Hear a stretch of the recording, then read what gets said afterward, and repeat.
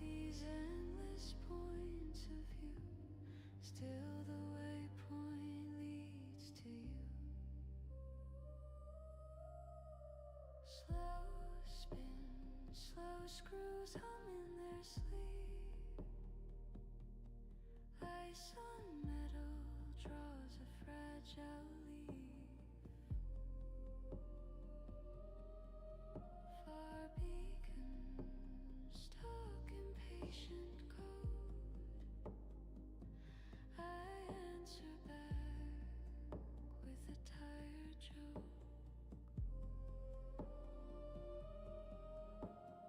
Through the halo of a frozen ring, pebbles tapping on the hull, I sing. I read windows like an ancient text, dust on daylight, past and future press.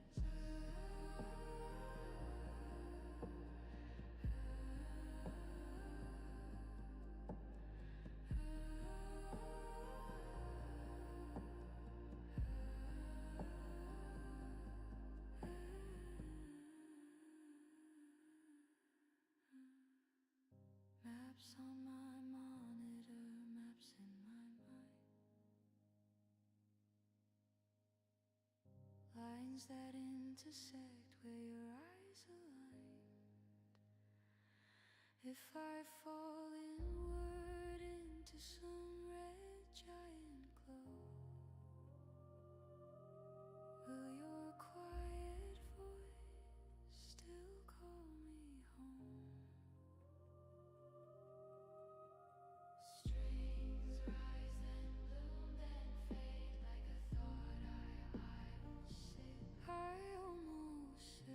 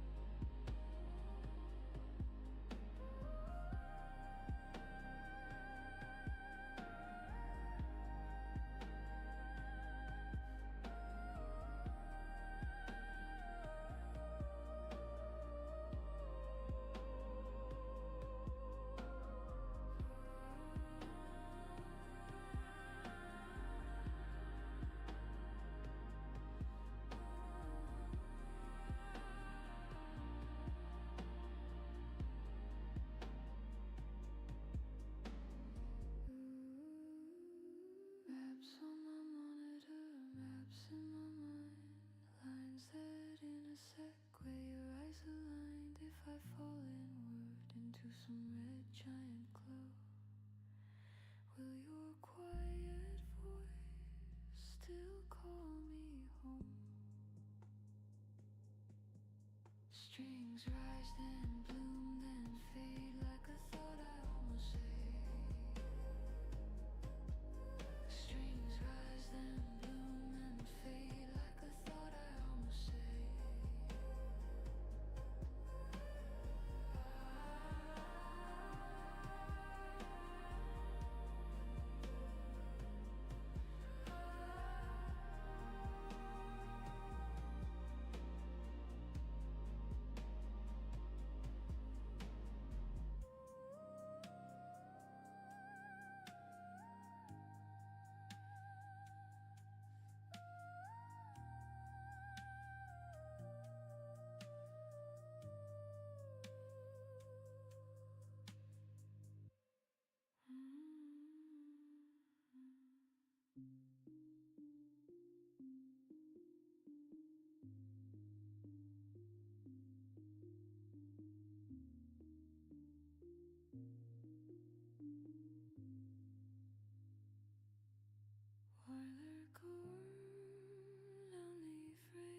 every few bars. What a stereo, every life or one more mile. If this ship forgets the way back through, I'll leave a gentle trail of tiny stars to you.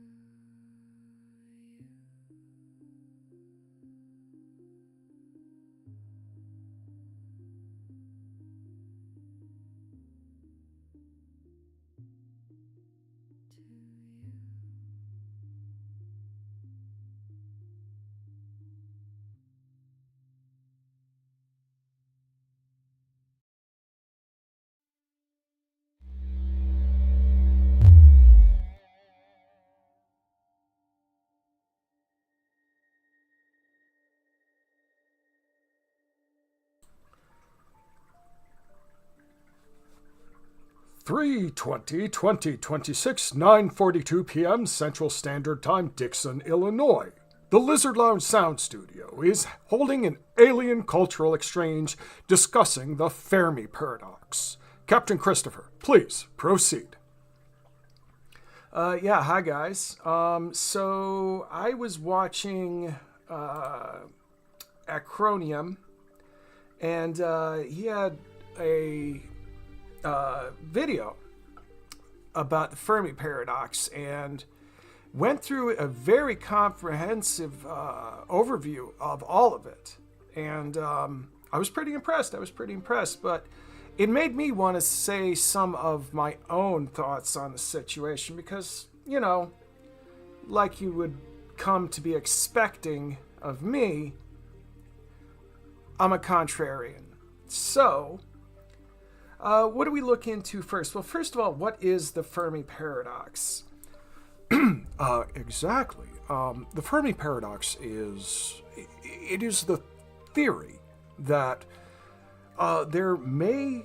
it's not a theory. It is an exploration of the potential for the existence or non-existence of life outside of our purview. And it covers a lot of aspects, and it's really easy to look at what's on the table and add your own imagination to it, which is why it's such a fascinating field of discussion, is that it has a boundless applications. You can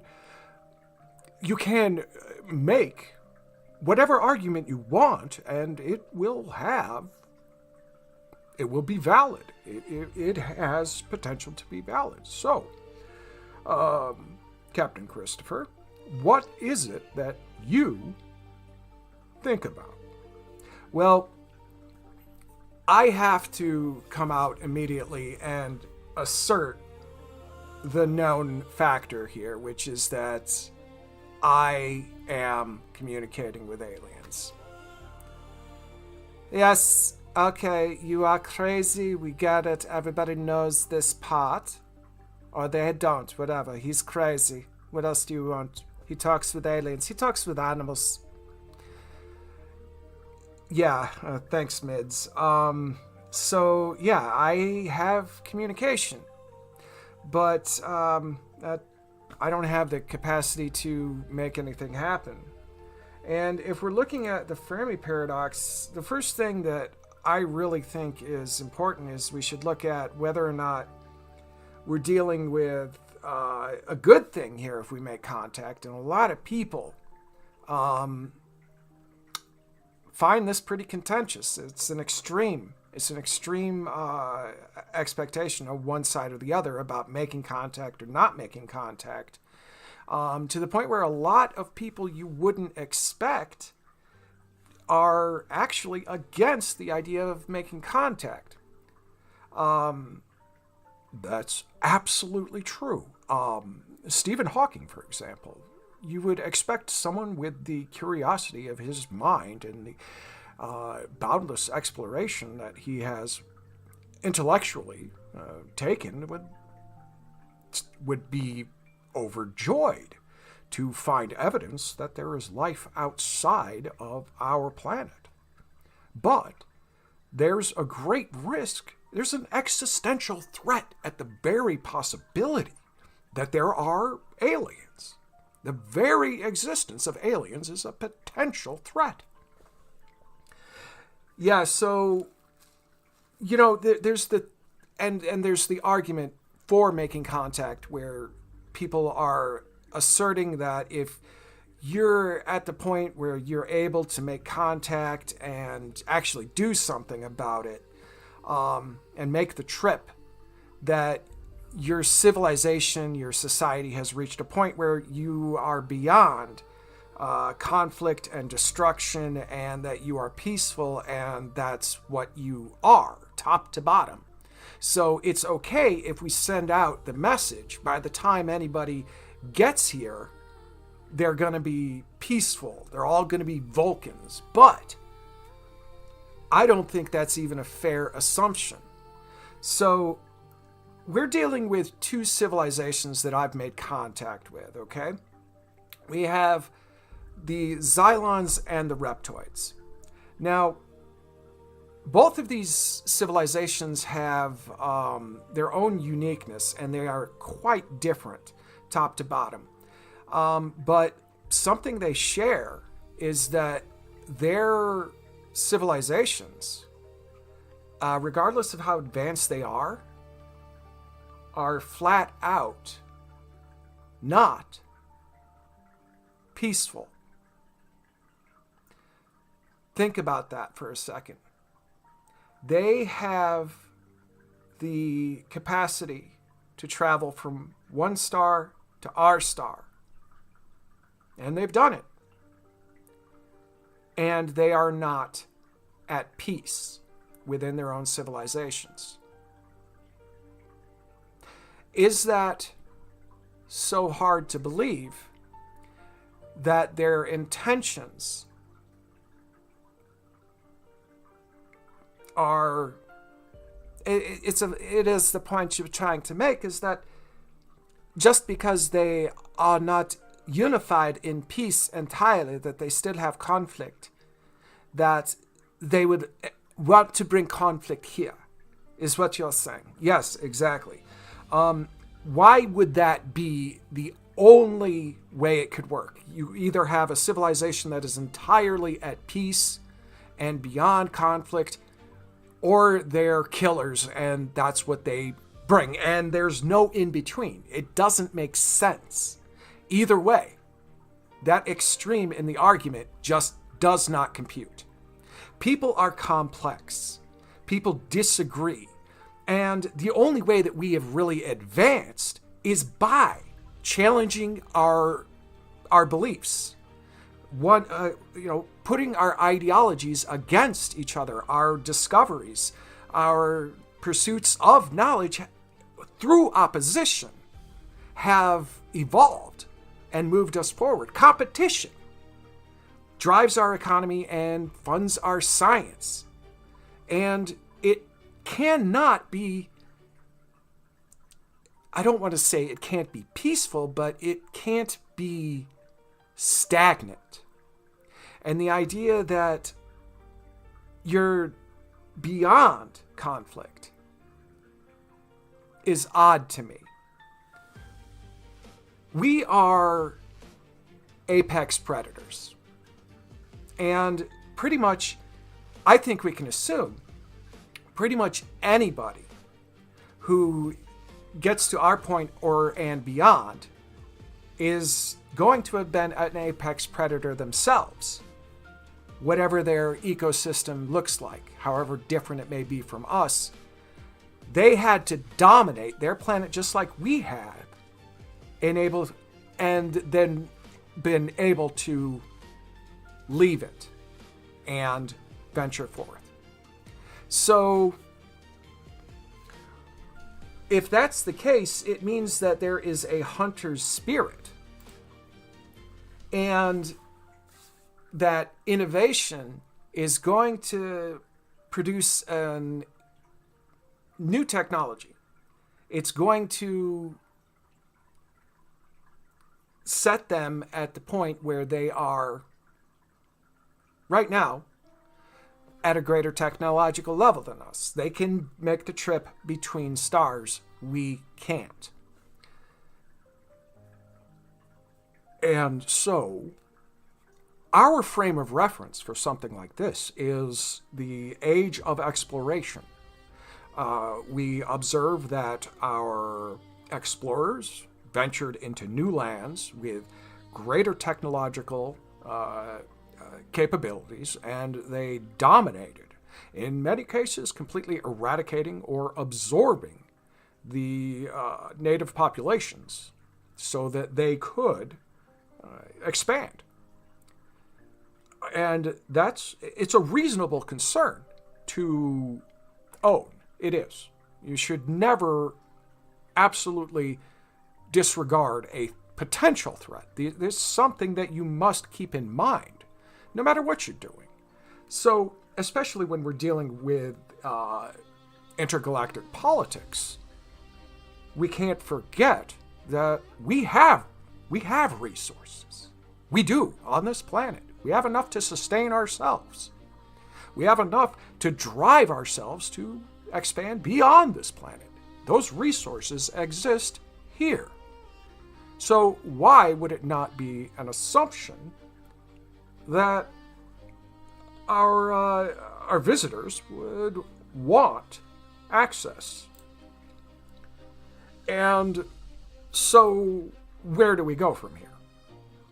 Okay, so check this out. We have in our exploration phase, we have a lot of ways in which we overtook less technologically enabled cultures. And one of the big ones that we did was we spread disease. Whether we did it intentionally or not, the spread of disease impacted the native populations. So what we can look at right off the bat is that anybody from another star is going to have the exact opposite situation. They are going to be facing 100% non-native, no exposure to any pathogens or anything else that is going to cause medical issues. So there's a greater concern for the conquistador in this situation about just simply being exposed to a germ that they have no defense over. It's like you would have to plan your invasion with the mindset that smallpox is our concern now as we enter the natives' land. We are at danger of something at that level because they don't have any exposure or resistances or inoculations against what's down here. That's a huge, huge safety net that we have. It's a natural defense now. Our viruses are a defense against grabby aliens. And I'm a big proponent of the grabby aliens. I like to bring that one up, is the idea that if you can boil it down, absolutely, the best way to put it is that no matter how advanced you do become, you're still just the children who see things they want and reach out and take them with little concern about how they might get them. It's really, it is. It's a great way to look at it, is that, so what? We got spaceships. We're at another star. They've got water. We want it. I want it. I grab it just like a child. Grabby aliens. And I absolutely think that is the case.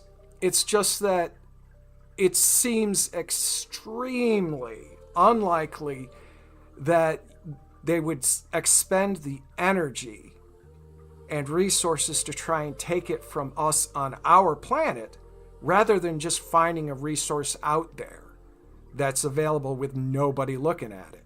Because we found evidence of a lot of useful things that we didn't think existed a while ago. You know, it was speculative about whether or not there was as much evidence of water on Mars. That our observations have become to the point where we're finding these things to be more plentiful than we originally thought. So colonization and habitable worlds, you know, it's the idea that you're going to overtake a civilization at our level. It's dicey. Okay, I mean, there's a lot of ways that we can just say, well, they have some way that they could just own us somehow. But you're going to have to spend so much in manpower and resources and technology to establish control. And we don't like the idea of being controlled. We will fight tooth and nail. We will fight even after we've lost. We'll resist. When, you know, you could go to Europa and start mining the ice for water there, rather than trying to get our oceans, which, you know, we have nuclear submarines in them. You know, it doesn't take much to understand the concept that as advanced as someone might be, nuking them is still going to have an effect. You know, it's an extremely dangerous weapon. And, you know, we have to give ourselves credit that if somebody comes to try and take our planet, we will absolutely throw everything we have at them to say, no, this is ours. And I think it's time to go back to that, what I was talking about us being apex predators, and we should expect aliens to be the same way. So when we first established ourselves as apex predators, it was way back. It was way back when, you know, sharpening a stick was the pinnacle of military technology. Seriously, that is when we became apex predators. And what we ended up doing is we figured out that working together, we can get more done. We can be more effective in our predator nature. And so we started to gather around the fire, essentially. The hunter's fire, as I would like to describe it. So, yes, we have competition between different fires, but eventually we can see that through history and our progression, the closer fires seemed to unify. And somebody did manage to politically bring together a lot more fires. And right now, we know that the world is in opposition. We still have very strong political oppositions. We have conflict right now that is ongoing, and it is bloody, and it is happening. So we are still fighting, but more fires are aware of the other fires, and we are still in communication with the fires that we are in conflict with. Russia has been a competitor against the United States for a long time, but we have also been very, very communicative through all of this. Follow me on that one. We literally set up the hotline to try and, mitigate the potential for mass mutually assured destruction. We established a line of communication with that campfire that we are at conflict with to make sure that we didn't throw too big of a rock at each other and avoid that if we could, even though neither one of us was willing to back down from any assertion that the other had was to be subservient in the end. So the hunter's campfire. People will gather around the fire, and eventually they'll come to work together to make other fires friendly and thereby expand. And eventually it works to the point where everybody is connected. It doesn't mean that everybody is in utopian peace, but they have diplomacy. They have the functionality to work out their issues in ways other than just bringing a spear over and taking somebody's meat. Because when you fail to communicate at all, that is the only way to share resources, is to go take them without regard for the people who have them currently. So if we look at the idea that the aliens are close enough that their campfires, their stars, are within our circle of communication ability, we're at the point right now where we're not just going to run in with our spears and try and take something. That's dangerous. We might be in a greater state of threat by trying to violently take them than to come in and assert our presence.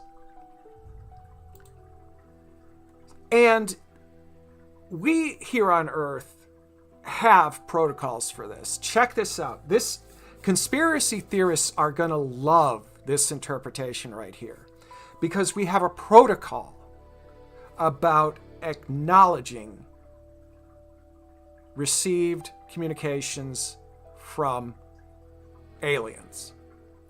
Check it.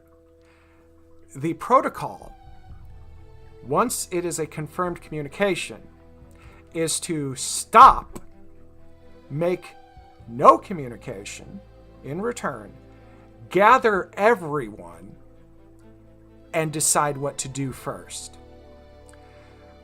If the world is still at odds like it is, and it is still having problems with diplomacy to the point where we are still shooting bullets in Europe, then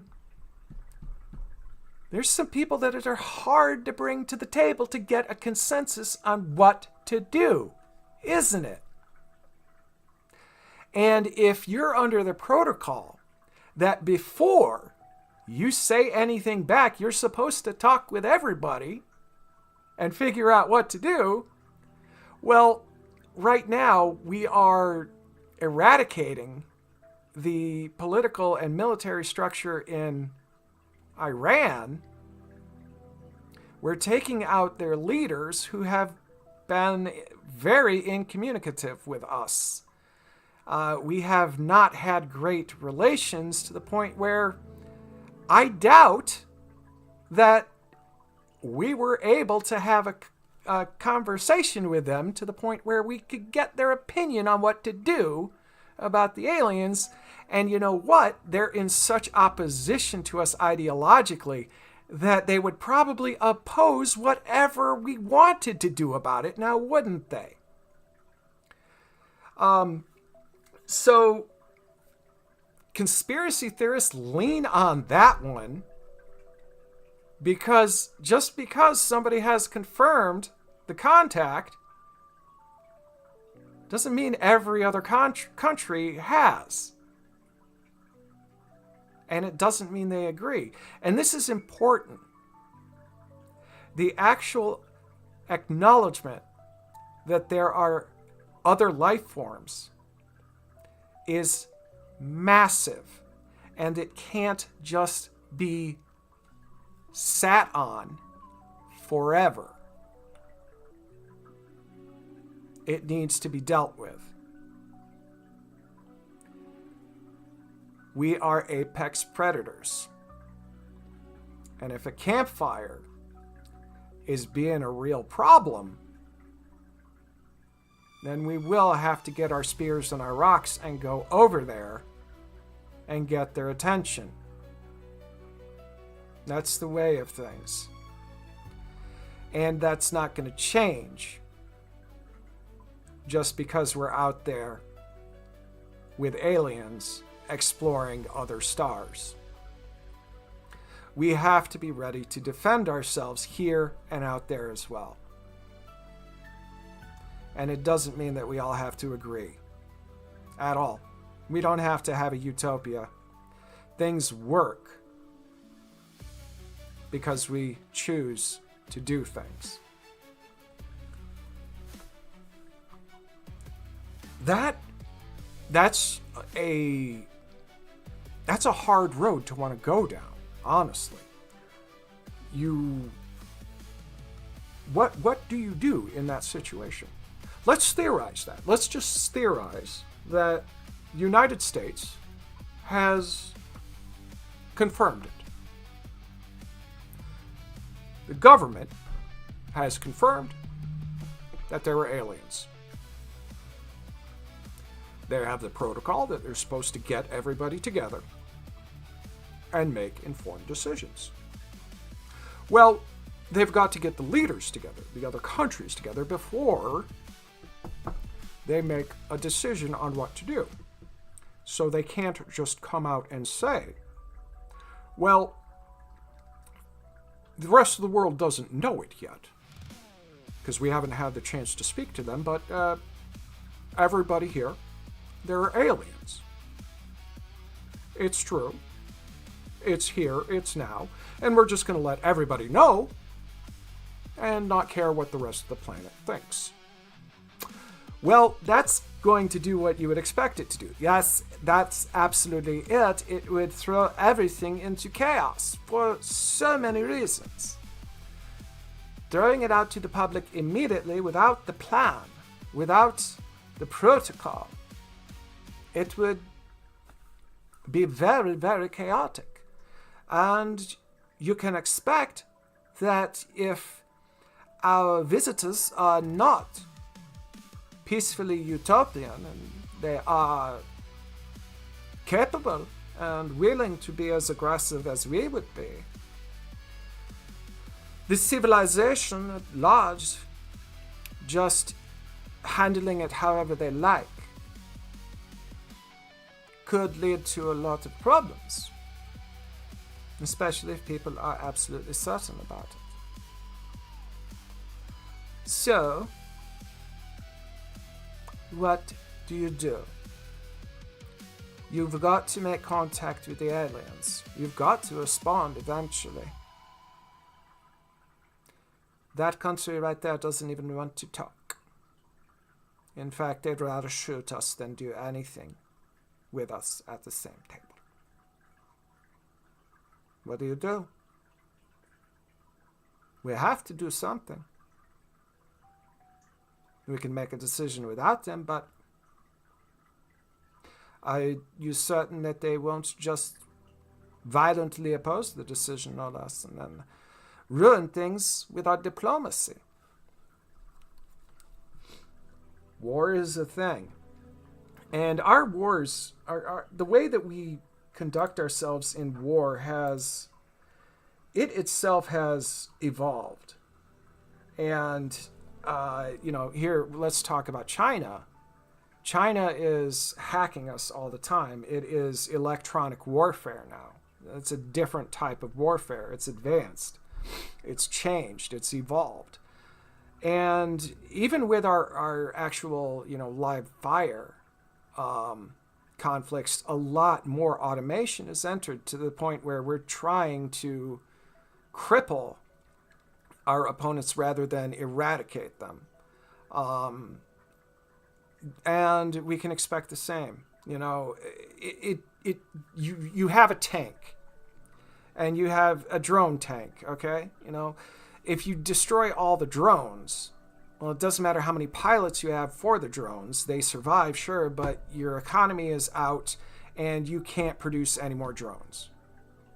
Well, at that point, if you have diplomacy in place, if you have ambassadorial activities, well, then it's time to negotiate for peace. It's time to negotiate a ceasefire. It's time to reach terms. And that's why it is so important that contact is made.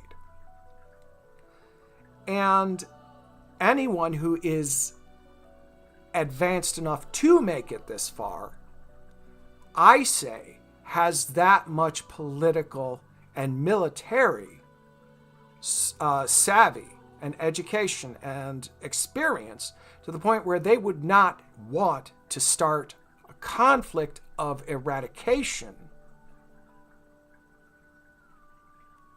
They would want the potential for any conflict to be resolved formally, so that there would be less. Let's say that the aliens start a war with us, and they do win. We have been crippled to the point where we just don't have a formal army. Well, everyone is going to have a choice at that point, and a lot of us would take arms and go hide in the woods. But if you have political lines, if you have a way to negotiate actual peace, that lowers the manifestation of guerrillas. Okay? It would. Absolutely. Because then, you know, there are rules now. But if they're just going to come in to fight and conquest, then there's no room for diplomacy. But if you come in first and, you know, measure each other's spears, and you do that first, then you have the opportunity in the future, if you do start fighting, to stop. Because the first thing you did was acknowledge each other rather than just draw blood.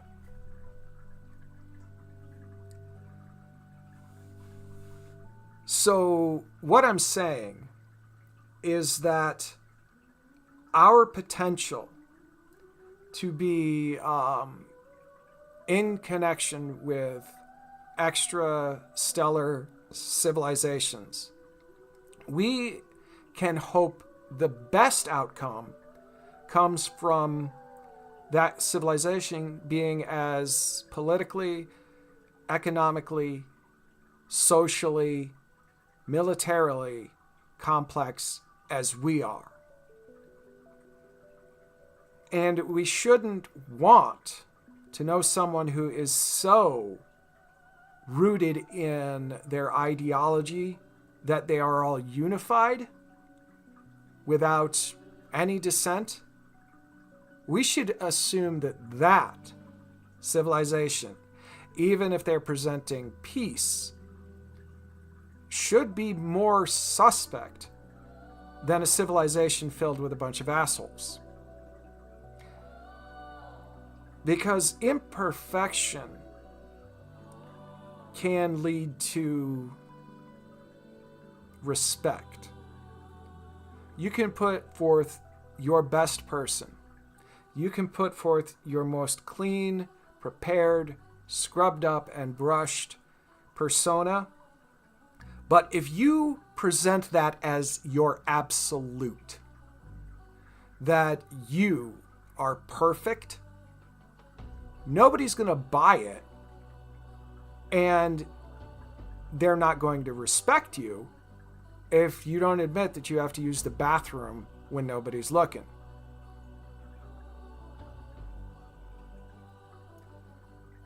And if everyone at the table is an apex predator, well, that means they had to eat something to get there. And we came together at a table too, which means we're all eating, most likely, breaking bread, discussing things. We learn things. And that is the best way for us to go about it. To move forward together, we absolutely must. But there is only so long that we can mess around, trying to get everyone to decide what to do before action must be taken. And quite frankly, I myself have a deadline. And when my deadline has been met, well, the aliens will be known. At a certain point, it is just time to be woken up. Whether you want to or not, you're going to have to be dragged out of bed and get to work on something. So, should I say when? 2028. Yes, 2028. That's not too far off here, but the aliens are waiting very patiently. And consider you in their position, knowing everything that you have heard today, and knowing that your society is imperfect, and observing their society, and they are imperfect. But they're so different. Their customs, their cultures, the way that they handle their biology. It's fascinating as you observe it. And you see things that are blowing your mind. Isn't that enough of a reason to expect that they would pause before trying to smash our cities?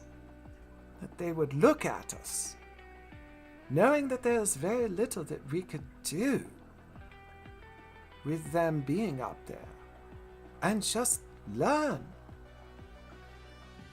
Just watch. I have to admit, even if I was on my spaceship and I had my advanced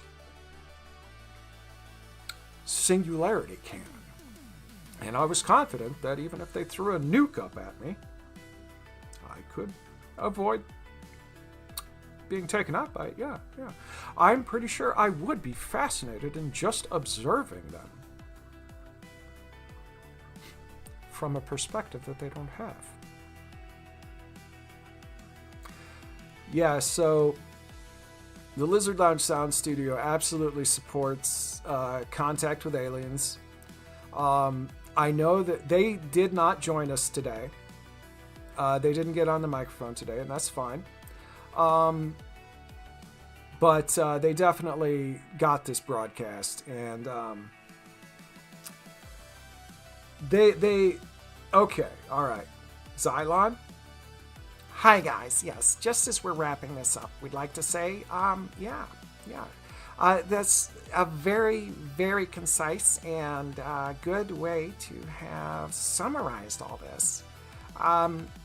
We are optimistic. We're optimistic about our potential relationship and how it can move forward, but it doesn't mean that we're naive, and we certainly are not weak.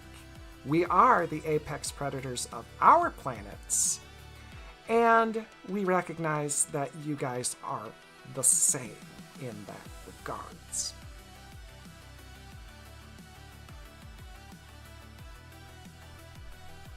This has been a presentation by the Lizard Lounge Sound Studio. Please like, share, subscribe, leave a comment below, and stay tuned for more from the place where time, indeed, does not exist.